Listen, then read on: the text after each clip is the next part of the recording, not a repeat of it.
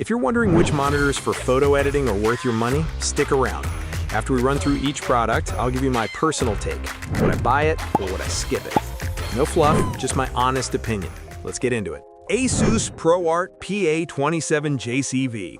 This thing packs a 5K resolution so dense you couldn't find a pixel with a microscope, making your photos look smoother than a fresh jar of peanut butter.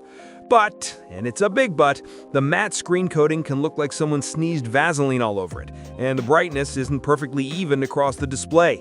Would I buy it? Maybe, if I can get over the fact it looks like it has a permanent Instagram filter on the screen itself. BenQ PD3225U. Here we have a fantastic 32-inch 4K screen that gives you deep, inky blacks that are impressive for a non-OLED, and it plays nice with MacBooks without demanding an Apple-sized payment. The catch is its coverage of the Adobe RGB color space is pretty mediocre, so if you're a print photographer, this monitor is basically giving you the cold shoulder. Would I buy it? Yes, it's a great middle finger to the Apple Studio display as long as my photos live exclusively on the internet. BenQ Mobius X32-1X. This monitor is a confused beast. It's a gaming monitor that thinks it can hang with the pros, offering insane brightness and sharp 4K images that are great for editing in a bright room. However, its local dimming creates a blooming effect that looks like your subject has a heavenly aura. And honestly, it costs way more than it should for this identity crisis. Would I buy it? No. This monitor is trying to be a jack of all trades and ends up being a master of none for photo work. BenQ PD2730S, another 27-inch monitor with a glorious 5K resolution that makes every pixel on your high-resolution photos stand at attention, and its color is super consistent from edge to edge, so you're not playing guessing games. It's not the brightest kid on the block with its 400 nits peak brightness, and it's definitely geared more towards photographers who live the digital life rather than the print one. Would I buy it? Yes, if my main goal is to count the individual pores on someone's face with stunning clarity on screen. The BenQ PD3220U. This is the sensible, budget-friendly dad of the group. A 32-inch 4K monitor that delivers great color accuracy for the sRGB space without making your bank account cry. It is an older model though, and its younger brother, the PD3225U, easily outshines it in brightness and contrast, making this one feel a bit last generation. Would I buy it? Yes, it's the perfect, I'm on a budget but still want to look like I know what I'm doing monitor. Gigabyte Aorus FO27Q3. This thing's QD OLED panel makes colors pop so vibrantly for your photos, it's like your images are on a sugar rush, but the text clarity is kind of fuzzy, so your file names might look like they've had a few too many drinks. Also, if you have a window open, be prepared for blacks to turn a weird shade of purple, which is not exactly ideal when you're trying to nail that perfect shadow detail. Would I buy it? Maybe, if I lived in a cave and only edited super colorful text-free images and didn't mind the risk of burn-in from my editing software's interface. Dell U2725QE. This monitor is like that friend who is good at everything, with fantastic text clarity and a boatload of ports, including a KVM switch. But its motion handling is so blurry, you'd think it's trying to recreate a 90s music video effect with every moving object. It boasts about its HDR capabilities, but the highlights are about as poppy as a flat soda, and the local dimming is just terrible, lighting up huge zones for no good reason. Would I buy it? No, because while it's great for office work, its disappointing white balance before calibration and bad motion handling make it a liability for serious photo or video editing. ISO ColorEdge CG2700X. If you're the type of person who uses a ruler to make sure your posters are straight, this monitor's insane color accuracy and built-in calibrator will make your heart sing. But its design is so bland and blocky, it looks like a piece of office equipment from a bygone era. It's incredibly sharp and clear, making your images look amazing, but be prepared to pay a premium for that perfection, because this thing is pricey. Would I buy it? Yes, if I was a professional who demanded perfect color and had a trust fund to burn, because you can be absolutely confident in your edits with this beast.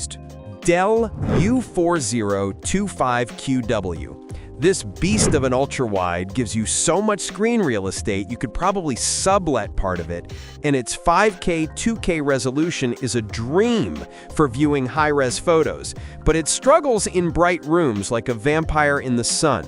While the IPS black panel delivers deep blacks, fast-moving objects can look a bit blurry, and the local dimming feature is pretty much useless.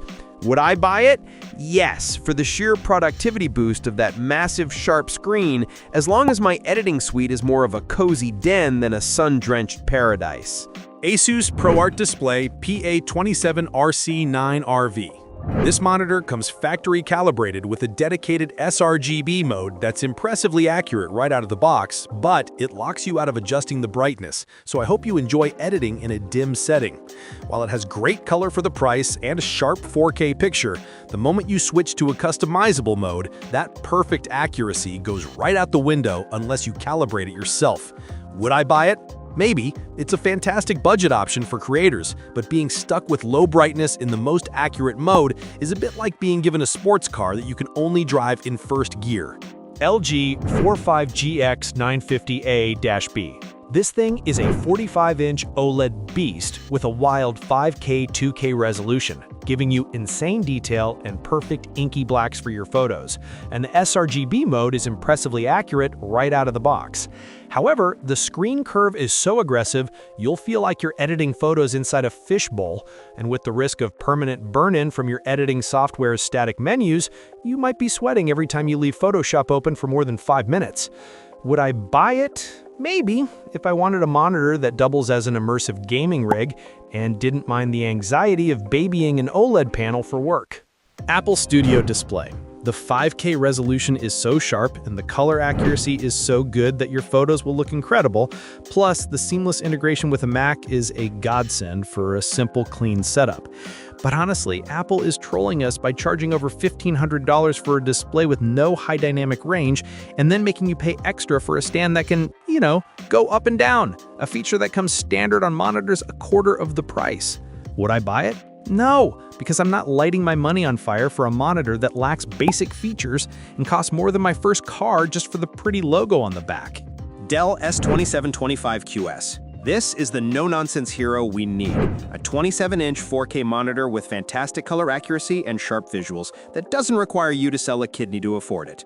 On the flip side, the built-in speakers are genuinely awful, and trying to pivot this thing to a vertical orientation is so clunky, it feels like you're solving a Rubik's Cube made of cheap plastic. Would I buy it? Yes, without a doubt. It's the perfect sweet spot, delivering pro-level 4K resolution and color for photo editing without any of the drama or insane costs of the others. Dell Alienware AW3423DWF. This QD OLED monitor will make your photos look absolutely stunning with its perfect black levels and vibrant, popping colors that are ridiculously accurate straight from the factory. But that gorgeous screen comes with the constant fear of burn-in from static interface elements, and there's some distracting color fringing around text that might drive you nuts during long editing sessions. Would I buy it? Maybe. Because while photo and video editing on an OLED is an incredible experience, the risk of burn-in and text clarity issues make it a risky choice for a dedicated work machine. LG 49GR85DC-B. This absolute unit of a monitor gives you so much screen real estate, you can practically see your entire photo editing timeline from birth to death. And its Adobe RGB coverage is pretty decent for your professional-looking cat photos. But honestly, the text is so blurry, I feel like I need glasses. And the local dimming is so bad, it creates more blooming than a botanical garden in spring, which is just a nightmare for dark scenes. Would I buy it? Maybe if I edited panoramas of the entire universe and didn't care about reading file names clearly. Dell U4025QW. This monitor's 5K resolution and factory-calibrated color are so sharp and accurate that your photos will look more real than real life. Plus, it has a handy KVM switch and enough power delivery to charge a small car. However, it handles reflections about as well as a vampire handles a sunny day, turning into a blurry mess in a bright room. And the local dimming is basically useless for getting deep blacks. Would I buy it? Yes, if I lived in a cave and wanted to edit photos with pixel-perfect precision without ever needing to calibrate a damn thing. Dell U32224KB. The 6K resolution on this thing is so ridiculous you can zoom in on a portrait and count the subject's individual atoms. And it comes with a built-in 4K webcam and a soundbar so you can look and sound amazing while crying over your edits. The downside is you're mostly stuck in the sRGB color space, which might make the pros who live and breathe Adobe RGB feel a little claustrophobic, and the 16:9 aspect ratio feels a bit 2010. Would I buy it? Yes, because that absurd resolution makes every photo look incredible, and I'm a sucker for an all-in-one package that cleans up my desk. Dell S3225QC. The QD OLED panel makes colors pop so vibrantly and the contrast is so good, it's like seeing your photos for the first time. Plus, the built-in speakers are surprisingly not terrible for once. The problem is, it's an all-arounder. So while it's great, it lacks some pro-level controls like gamma presets. And the port selection is a bit stingy for a monitor in 2025. Would I buy it? No, not for serious photo editing. This is more for when you want your games to look epic after you've finished pretending to work. Thanks for watching. I hope this video helped you pick the monitors for photo editing for you. If you have any questions, drop a comment below. Links to all of these products mentioned in this video will be in the description.